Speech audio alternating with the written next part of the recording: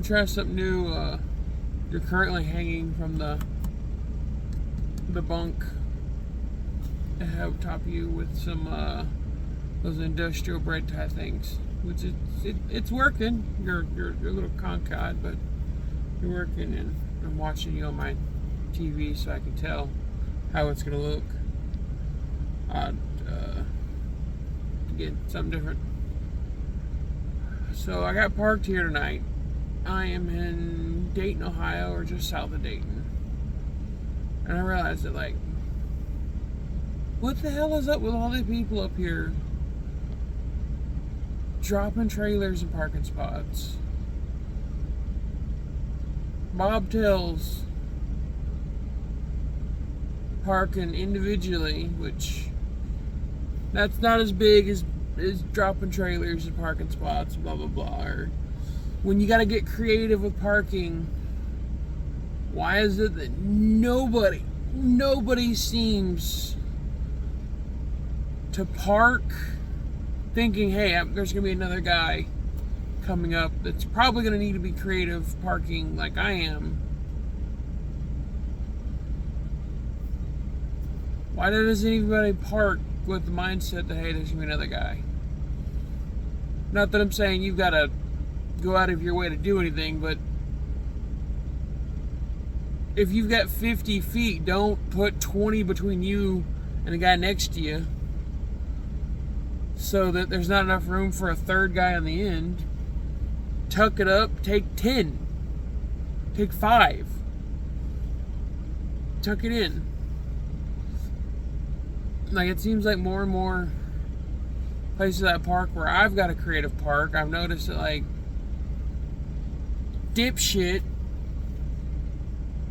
never tucks in to where it's no one's considerate enough to leave room. That's my point.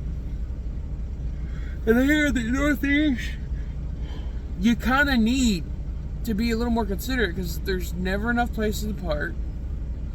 Like, where I'm going in the morning, I'm an hour away almost because there is no truck parking nearby.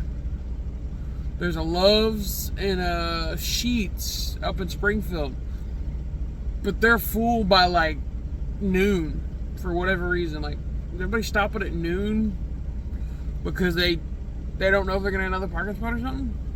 Like, there's a rest stop further east past there, like 20 minutes, but I need to pick up in Springfield and then head back to Memphis. So yeah, that's just the thought I had while I was running around this parking lot at this pilot.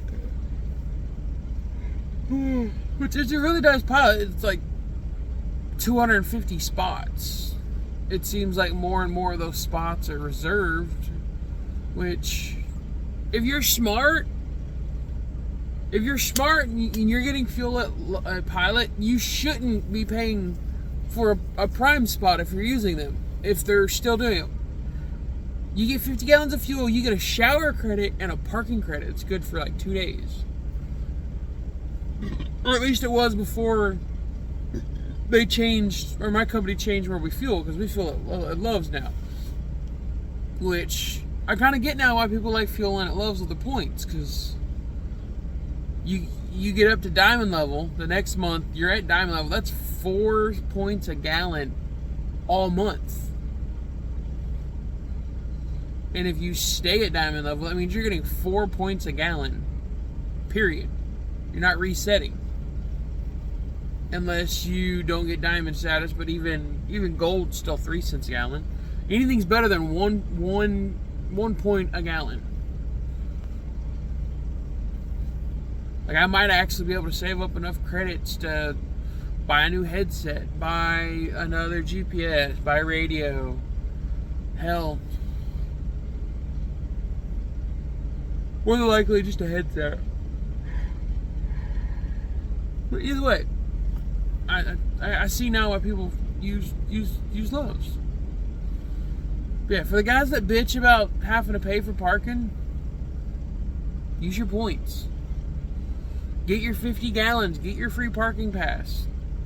You just have to go to the website. You can't do it through the app.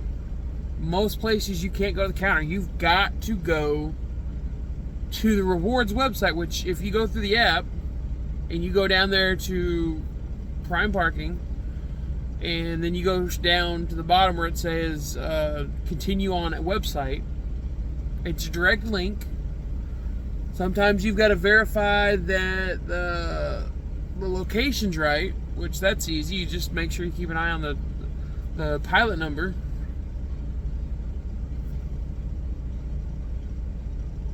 But 9 times out of 10, that's a free parking credit. That's how I parked reliably for ever when I was first started running these Hino loads here at my company for Toyota, because I transport parts for the axles. So anybody that's driven a Toyota Tundra, Toyota Tacoma in the last 3 years, I've probably transferred your axle parts. If your truck was manufactured in Texas.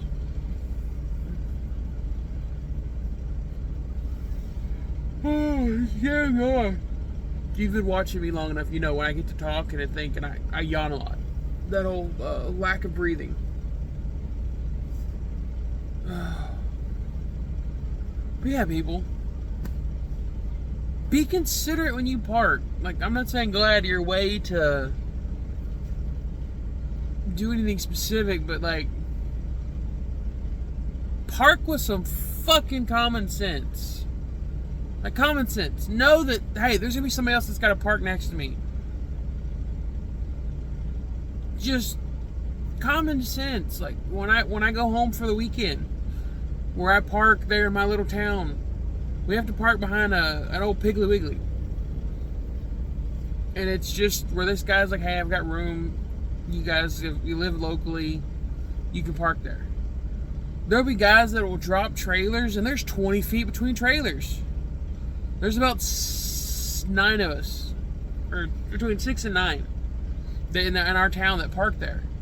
And 90% of the dumbasses, jackasses, fucktards, whatever you want to call them, they park and leave like 20 feet, 10 feet, 20 feet between trailers. And then for that space that we have that's literally 4, maybe 5 trucks wide, is then 3. Or barely 4. Like, common fucking sense, people. You do this for a living. Park like you got common sense. Even if there isn't lines that tells you, hey, tighten it up. Park like you got common sense. Realize, hey, somebody else has got to park there too. Realize, hey, you're not the only one out here doing this. I'm not saying you got to think of this as a brotherhood or anything, but you could at least have the common fucking courtesy to realize, hey, there's going to be another guy that's going to be coming in sometime in the middle of the night. Let's make it to where he can park and not have to worry about getting woken up 2 or 3 hours into his sleep because he needs to move, because you got to get him to move so you can get out, or he's got to move so somebody else can get out.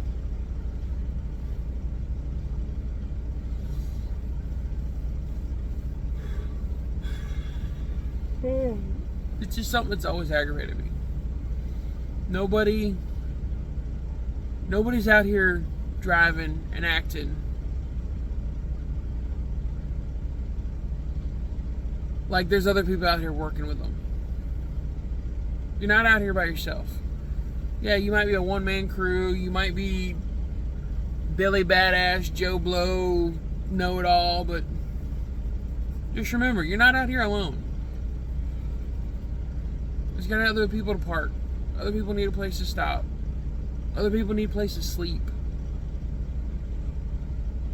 So if nothing comes of this video, for someone that watches, because I'm just gonna make this.